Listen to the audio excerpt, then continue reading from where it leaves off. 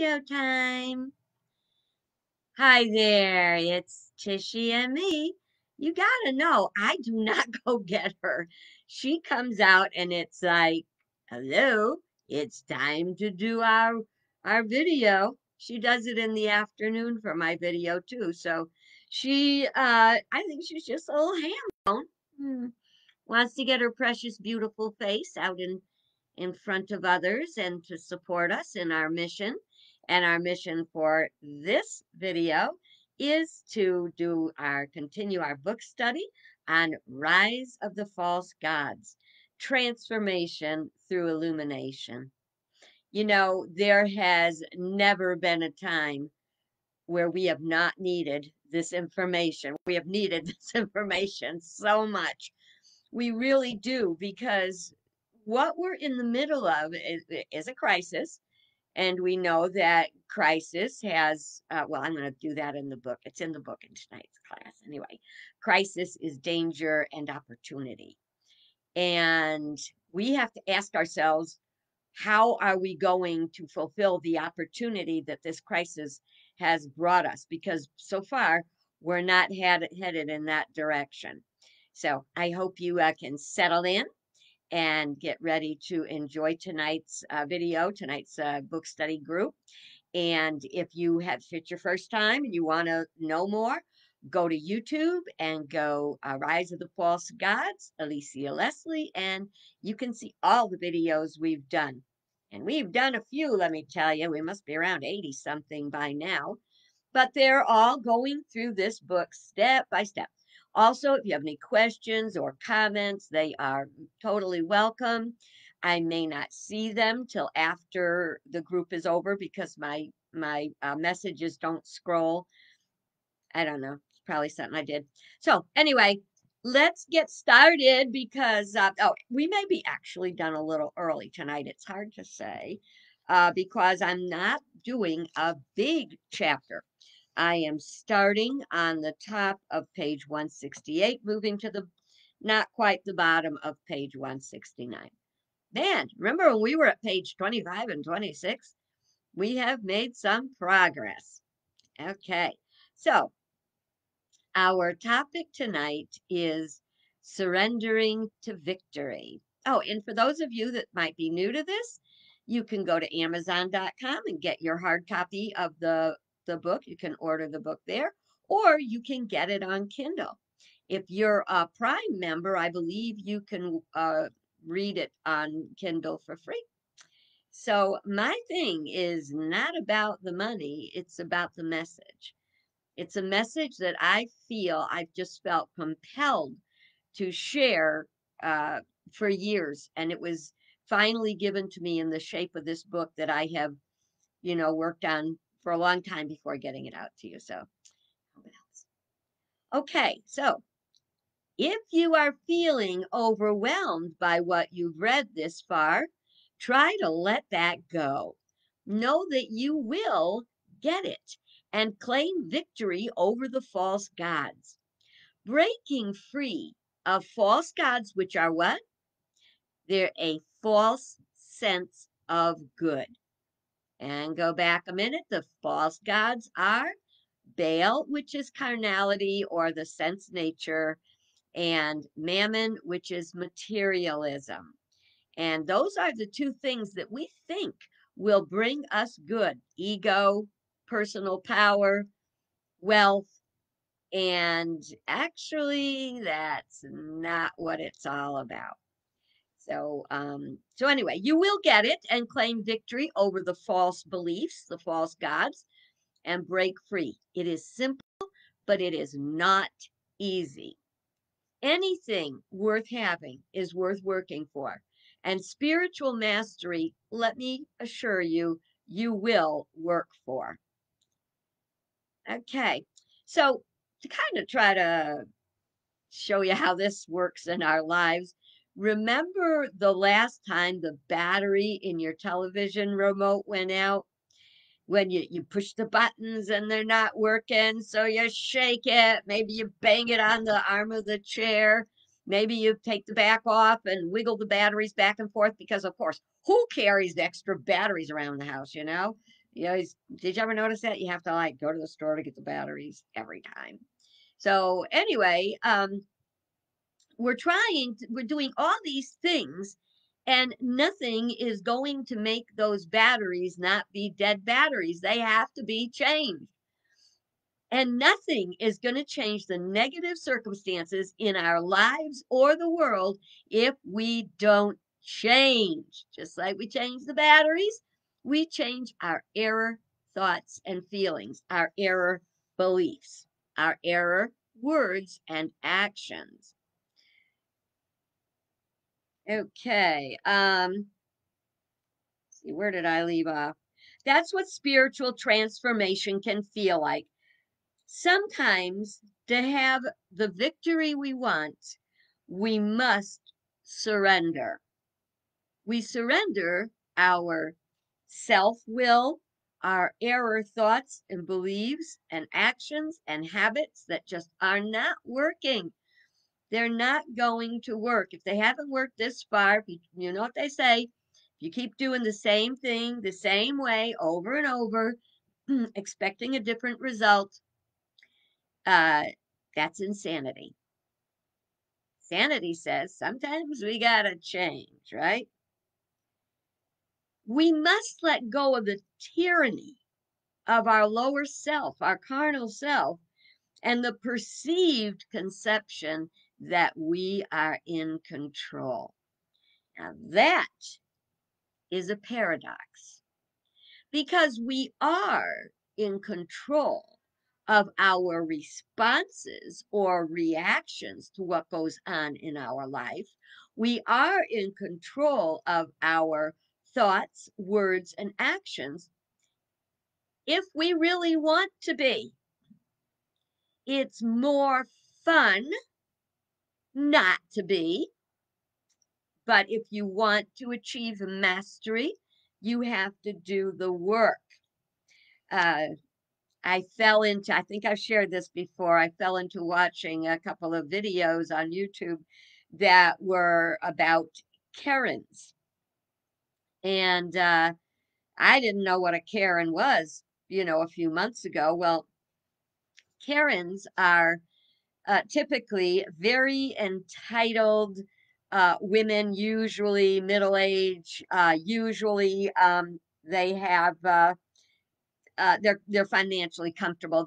They're not like really poor. They're, let's say, middle income range, sometimes upper. I think sometimes the higher the income level, the more vicious the Karen can be.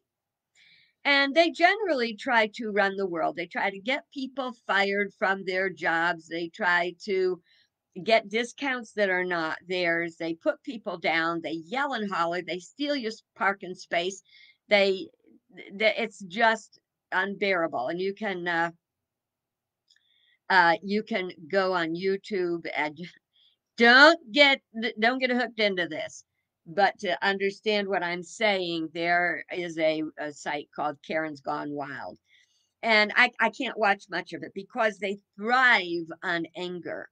And that anger may make them feel powerful, but the power that they feel, excuse me, is of the lower consciousness, and it doesn't get you anywhere.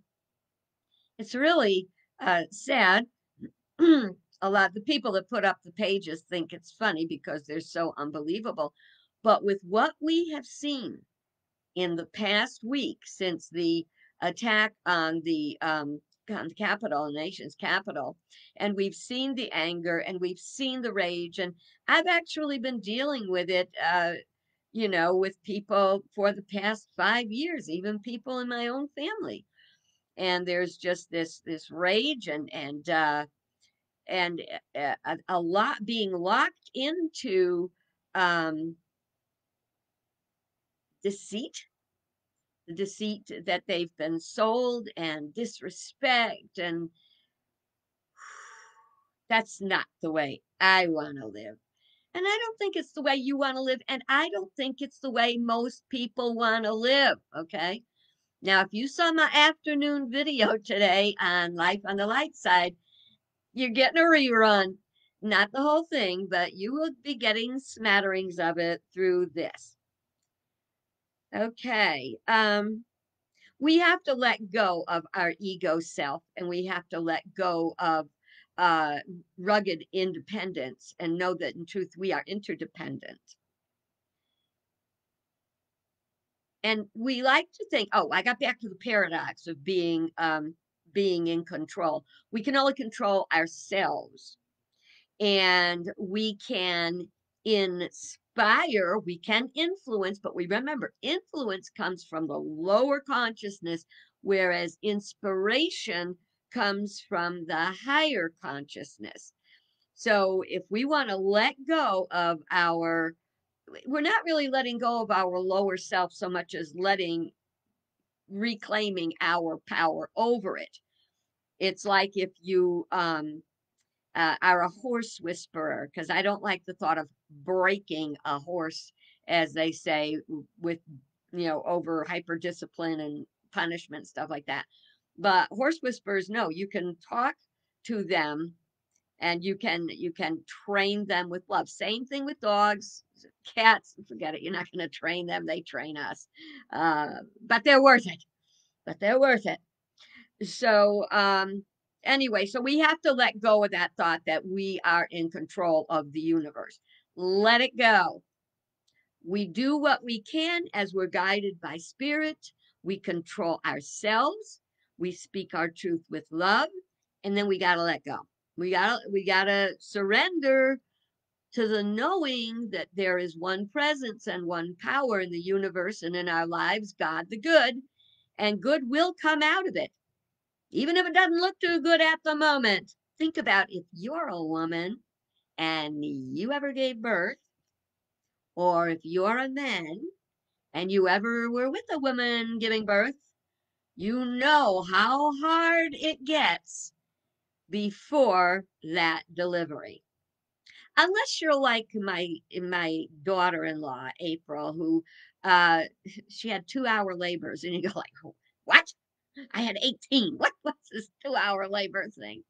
And she delivered a very large child. So, but typically, typically it is very, it's painful. Change sometimes hurts. You just don't like it, but it's the way of life. Now we're pretty much in a low spot these days because there's just so little good news. Even good news, the minute you hear it and start to feel good about it, somebody's countering it and fighting it and saying it's not real, and it's but I'd like to share. Now I know she took a couple of hits recently about some of her comments, which I don't go into it very deeply, but you know what? This is what you have to know. Truth is everywhere present.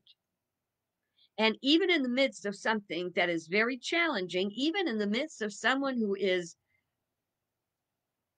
off in their thinking, there's still good truth. And so this is about J.K. Rowling. Rowling. She wrote the Harry Potter series and had a lot of good big challenges in her life. Now she recently made a comment about either um, uh, gay rights or trans rights or something like that. I don't remember what it was, just that she got in big trouble for it, which is always hard to see someone speaking their truth and getting in big trouble for it. Anyway, she talked about a time in her life when she'd hit rock bottom. Everything had fallen apart. She was just about ready to give up. But what she said is, after reflection, so rock bottom became the foundation upon which I built my life. Our democracy, our country's government is currently, if it's not rock bottom, I don't know how much farther it can go, and I don't want to think about it. I'm praying knowing that our recent events have been a wake-up call. And for a lot of a lot of us, it's been like, duh, we've been saying this, and now here it is. Well, you know what? I hate to tell you this. We're not going about it the right way to fix it. yet, because we cannot fix a problem at the level it was created. We'll talk about that a little bit more later. So she decided to claim her own power in life and followed through. You can claim your own power. Claim your power over your finances, over your temper, over any kind of weakness or a bad habit you may have. Our experiences should support what matters most to us. The first step to claiming our power is to take a long, hard look at our own lives. That's not easy because I've had to do that in my life. I've had to do it many times. And what was the hardest thing to learn about that was to accept that at that moment, I was doing what I thought was the right thing, even if I was making a mistake. But if I learn from my mistake and move on, now the moving on process is not easy. We have to admit we made a mistake. We have to surrender our ego to victory for our spirit, for our soul. And so we have to take that look and to acknowledge it and to learn from it. No, Cheryl, it is not easy at all. Um, so we have to have accountability and make amends, and to the degree that we can.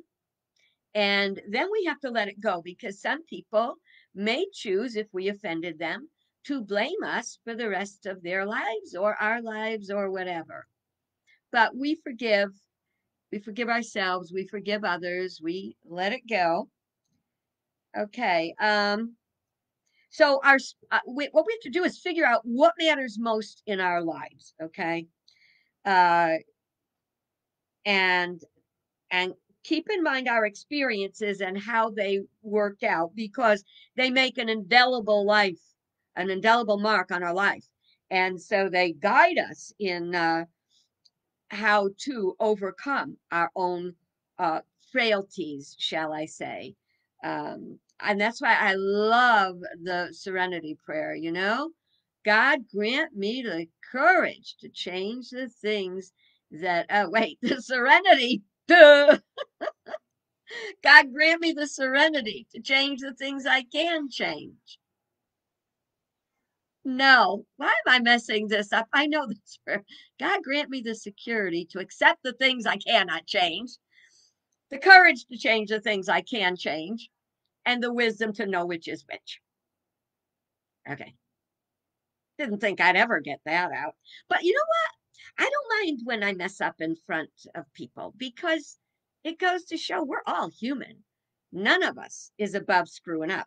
And the minute you think you are, God will remind you, as my mama used to say, pride goeth before a fall. Okay. So if we want to talk about what really matters, I'd like you to stop for a minute and imagine that. Okay, hang on a minute. I got to go back. Okay. Our experiences connect us to our spiritual self and each other and leave memories which hold the feeling. So if you stop for a moment and note everything you would take with you if you had to evacuate your home immediately and you would not be returning. And you can't take everything, and that does not include loved ones, because what are the typical things? The loved ones and the photos. So we're going to assume the loved one pets and photos are okay. What other things would you need to take with you? What really matters? Even the fact that we say family, photos, and pets first, that should pretty much wrap it up, because those are the things that mean the most, matters the most. If you're looking for, expensive jewelry or stuff, well, it's nice to be able to take it, but if you're limited in what you can take, we want the memories, the photo albums we want, because we want to preserve the memories of what was. Boy, I've watched videos of, after a tornado, when everybody's, like, what was it, Joplin, Missouri got flattened a number of years ago, and they are rebuilding. I drove through there 3 years ago when I made my cross country trip, and it is amazing to see what the human spirit can do. Now, oh, and so when I'm reminding everybody to look at your life, we remember that I think it was Einstein that said the unexamined life. No, no, no, no, no. Socrates that said the unexamined life is not worth living. So we examine our lives. Cheryl says, most of my pictures are on my phone and computer, so I would grab them, as well as my eyeglasses. Eyeglasses are good, boy. Good point. Um, my pictures are backed up on a couple of memory sticks. So I grabbed my computer because all my stuff is in there, but I do have my pictures on a photo stick if my computer was not an option, because the memories keep us strong, and they validate our life. And as we get older and the memories fade, the pictures bring them back. I love my photos. I just do. But a lot of people have lost everything. The reason I brought up Joplin is there would be pictures of people's photo albums. You don't get a chance to grab stuff if there's a tornado coming, just saying. Now, in August of 2017, Houston, Texas, and the surrounding towns experienced widespread, devastating floods. They couldn't take anything more than they could carry. Now, that was hard for me to watch, because that was where the church I served in Friendswood, well, actually, Webster, Texas. Started out in Friendswood, then we moved to Webster, Texas. But that was my area. That's an area that I loved, that had tons of people that I loved, and to watch what was happening, and oh my stars. But during the devastating floods, they couldn't take anything more than they could carry, which would generally come down to a pillowcase or a trash bag filled with whatever they could get in it that they couldn't part with. I'd venture to say it might have included medicine or other crucial items. Yet the one thing they had in common was gratitude for their lives and the people who rescued them. Okay, where does the time go? Jeez. Okay, they were happy to be alive and safe and dry.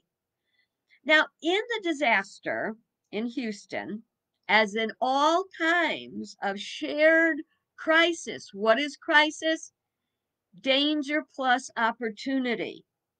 The soul of humankind emerges in the name of love and humanity. No thought was given to race, religion, immigration status, age, gender, economic standing, political affiliation, or in any of the things that separate us. The people were out there helping each other survive. That's what it was about. It was about helping each other survive. The things that separate us were gone. I'd hate to think we need to have tragedy after tragedy in order to realize how much we need each other. We don't have to wait for a tragedy to be there for each other, but we're in the middle of it now. So what do we want to do? We want to be good to each other. We want to save each other. We want to wear our masks and social distance. Hello. Now, if it came down to a flood, even those people who are shunning each other, even the Karens, would probably be very grateful for anyone who chose to help them, regardless of origin, uh, financial standing, or anything else. We don't want to have a tragedy to have to come together. Uh, what we are seeing in our division today is not the way most people are. And that's a fact. I think somebody asked on something I watched the other day about how many people were considered, how many white supremacists or, were there in the, or far right, whatever, were there in the United States. And the number varied, it said, from 50,000 to 300,000. And that's a horrible high number, any of them. 50,000 is a lot. We also have to remember that in our country, there's over 360 million people, which far outshines the hate filled people. And remember, we cannot drive out hate with hate. Only love can drive out hate. Now, in the midst of the Houston floods, there were people that chose to be opportunists and go to those abandoned homes and steal whatever they could. A lot of them got caught, wound up in jail. Some got disease. Some that lost their lives in the floods that followed, and I forgot what they call it. It's all of a sudden a big overflow of waterways and stuff. And oh, well, Cheryl, I know you'll put it in there when you can. Cheryl said, they say we should make an emergency bag or a box so we can grab and go. That's a great idea. And we should also have what I used to, when I was in California, when I lived in California, I was trained to teach earthquake preparedness classes. And that included having a large receptacle trash can with a lockdown top, and in it you would put non-perishable food, medical supplies, and everything in case of a sudden, earthquake. Well, earthquakes are always sudden, I'll say. And so you would have what you needed in that event. So yeah, that's one of the things we have to remember is to prepare. Of course, when I lived in Virginia, and I lived right on the Chesapeake Bay and Buckrow Beach. Oh my goodness, I loved that sweet little place. It was not a classy place. It was just my little piece of heaven. And well, let's. I was very happy to have it, and I'm very happy to have what I have now. God always blessed me with finding wonderful places to live and people to be around. But what really ticked me off is we would have a hurricane warning, and they would say, go get yourself to safety. Get yourself to safety. We are not going to come and get you. So you better get yourself to safety. Well, don't you know people still risked their lives and stayed, and other people went and rescued them. And they risked their lives because these people were too pigheaded to leave. Then I remember one of the really big storms that was coming, and they were talking about people not leaving. And this was, I think, in the Virginia area.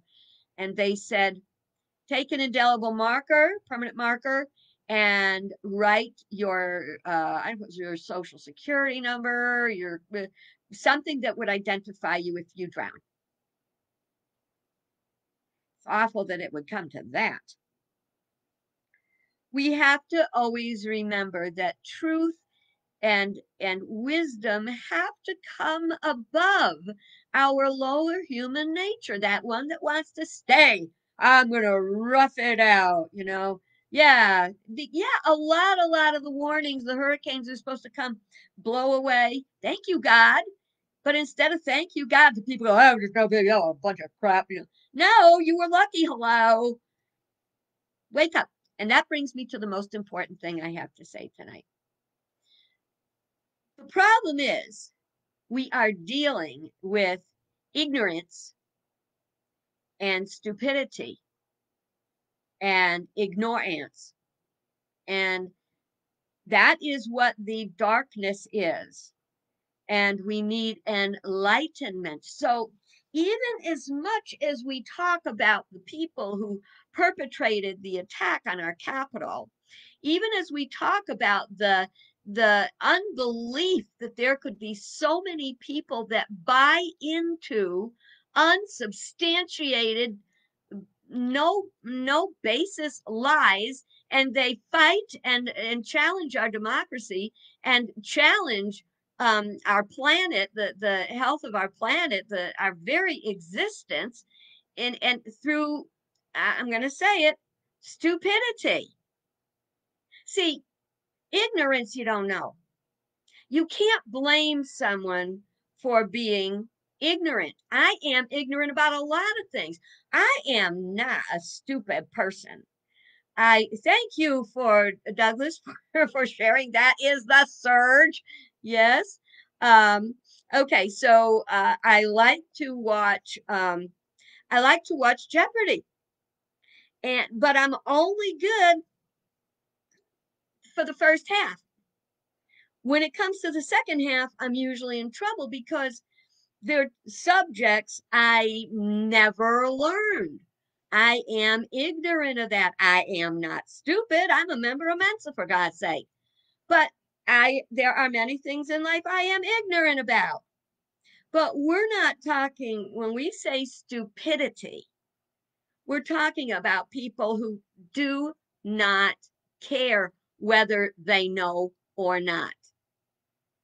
They want to believe what they want to believe, and that's the end of it. And worse than stupidity is ignorance. You know it, but you don't care. So, our big challenge in reaching enlightenment is, what about people who don't want to know, or who know and don't care? The word education, one of the meanings of it, as I was taught in seminary, is that to educate is to draw out what was already in there. Okay, so there is within each one of us. You know it when you hear something that's true. You go, "Oh yeah, that's right. That's right. Who told you that was right?" You knew it inside. We all have that inner knowing. Now, we can dull that down when it's inconvenient or uncomfortable to accept that truth. Our ego does not ever want to be told it was wrong. Heaven forbid. I don't know if they still do it, but one of the Asian cultures, if they lost face, they'd kill themselves.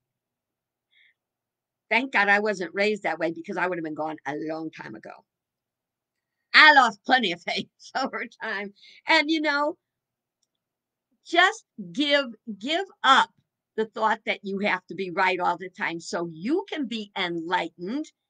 And we enlighten others by being the light that we are, speaking our truth with love. Be nice, kids, don't fight. It's what our old landlady used to say. Be nice, kids, don't fight. So the question that I'm posing for each one of us to examine our own hearts and souls about is, how do we help the people who are willfully stupid? I don't, it's not a good word. I know it's not a good word. And we're all children of God, okay? And what it is whatever baggage they've got that is blocking their desire to know.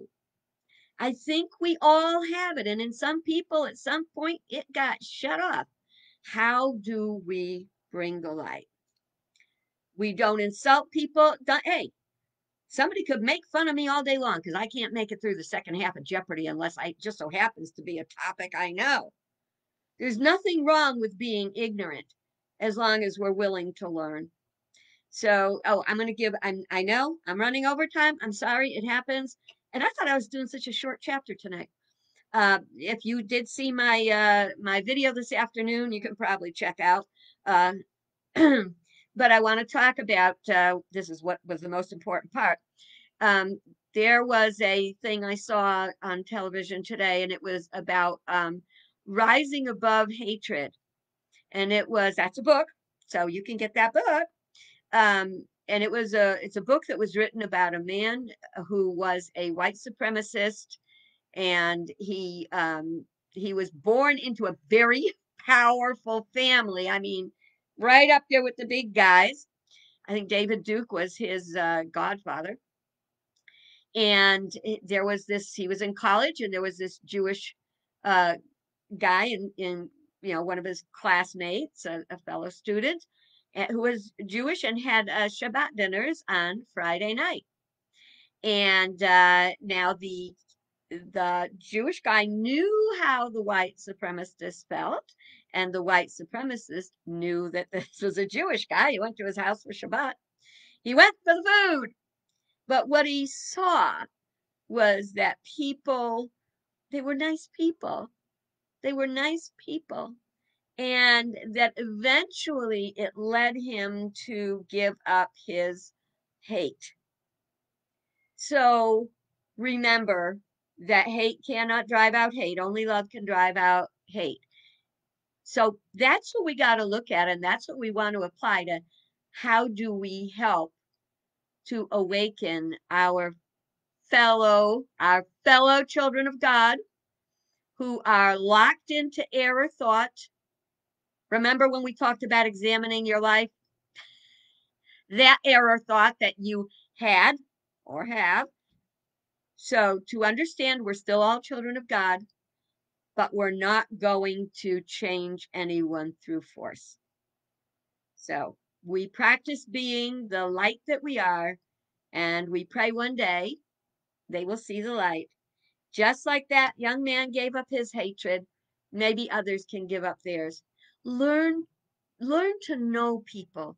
Focus on the things that you like about each other, and find, have different conversations, because we all want the same things. We want to be loved, we want to be accepted, we want to have food, clothing, and shelter, and we want to do meaningful work. All right, I went way over time, and I'm trying to rush, so I'm not getting to say everything I want, but I hope you got enough out of that to get you through the night. Now, tomorrow's Friday, last day of the week, and we are going to be doing It's Not Me, or is it? Don't be afraid. We're all children of God. Okay. Thank you for your patience and running overtime. Have a great night, a better tomorrow, and I'll look forward to seeing you again. I thank you from the bottom of my heart for being here, whether you agree with me or not, just considering the possibilities. God bless you. Good.